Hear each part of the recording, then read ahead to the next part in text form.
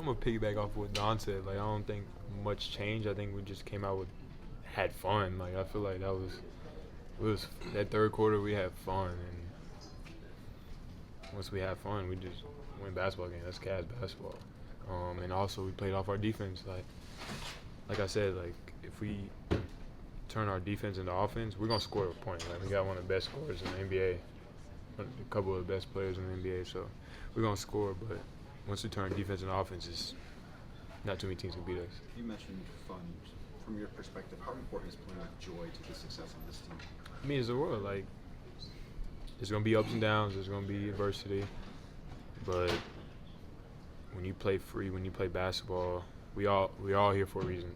All 1 through 15 of us are here for a reason. But when you play with that love for your teammates, for the game, like, makes everything easier. Jaylon, you talked about your shot making this summer and just working on that to get that to where it is now. But over the last couple of games, you've been putting the ball on the floor a little bit more, attacking the basket. Has that been an added emphasis from Kenny or just yourself? No, I mean, they're closing out a little bit harder than me now, so just being able to show that I can do more things than just catch and shoot, and it's going to help us in the long term, getting in the paint. Is it easier to kind of tap back into something that you were so good at Cal and then implement that into an NBA floor? I wouldn't say easy.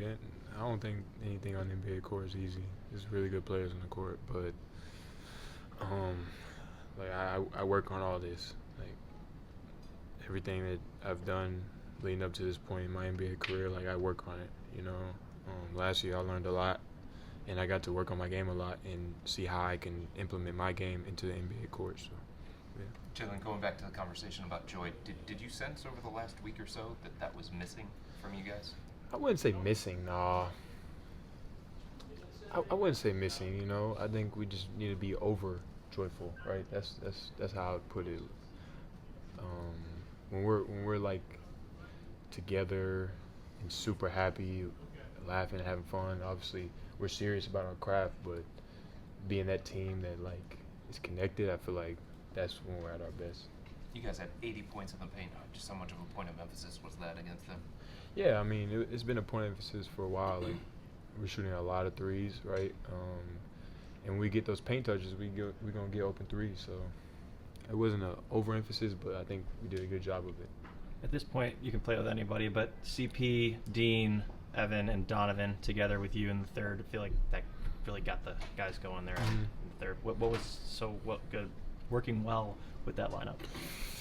That's a lot of energy right there. But like I said, like we're 1 through 15 deep. Any team, any day you put any 5 out there, something's gonna shake. And today it was just that 5. How do you feel like your confidence has grown this season? My confidence has grown tremendously just because I have a full year under my belt. Obviously, I didn't get to play as much, but I got to learn what the NBA is and sit back and watch guys like Donovan, like Evan, like Darius, watch how they move on a day-to-day basis and how the game is played. And also, like, watching Max. Max is a really good player. I watched last year. So that helped me out for sure. I remember in training camp your rookie year, Max was talking about how impressed he was by you because you understood how to impact the game even if you weren't getting the ball, you know, if you weren't scoring. So after kind of making your mark and earning respect of the vets and everything that way, like, how rewarding is it now that you are being counted on to score to be able to do that too? I say this thing isn't about me. Obviously, I had a good game, but it's not about me. Like, whatever I needed to do on this team, I'm willing to do. Just right now, the scoring is needed, but I don't look at it from a scoring. Did we win? Did I impact winning at a high level? That's how I look at it. What part of Max's game did you want to emulate? I would say his toughness, his leadership, and just how he plays without the ball. Like, Max doesn't get the ball a lot, especially being that starting lineup with Darius, Don, and Evan needing the ball, right?